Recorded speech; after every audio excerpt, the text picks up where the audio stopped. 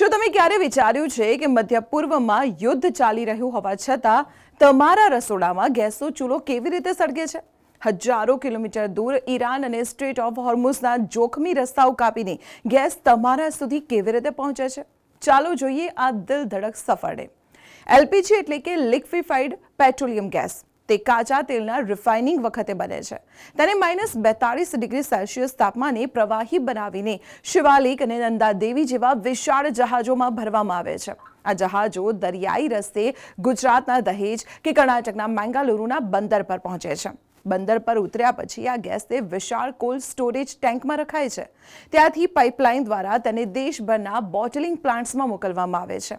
અહીં ખાલી સિલિન્ડરની તપાસ થાય છે અને તેમાં 14.2 કિલોગ્રામ ગેસ ભરવામાં આવે છે. એક ખાસ વાત, એલપીજીને પોતાની કોઈ ગંધ નથી હોતી, એટલે જો લીકેજ થાય તો ખબર પડે તે માટે તેમાં ખાસ એક કેમિકલ ઉમેરવામાં આવે છે અને આ જ એક ગંધ છે જે આપણને ગેસ લીક થતા અનુભવાય છે. ત્યારબાદ ટ્રકો ભરીને આ સિલિન્ડર તમારા શહેરના ગોડાઉન સુધી પહોંચે છે અને છેલ્લે જ્યારે તમે બુકિંગ કરો છો ત્યારે ડિલિવરી મેન તમારા ઘર સુધી આ સિલિન્ડરની સફરને પૂરી કરે છે. તો છે ને રસપ્રદ? આ માહિતી સારી લાગી હોય તો શેર ચોક્કસ કરજો અને આવી જ મહત્વની ઇન્ફોર્મેશન માટે જોતા રહો સંદેશ ડિજિટલ.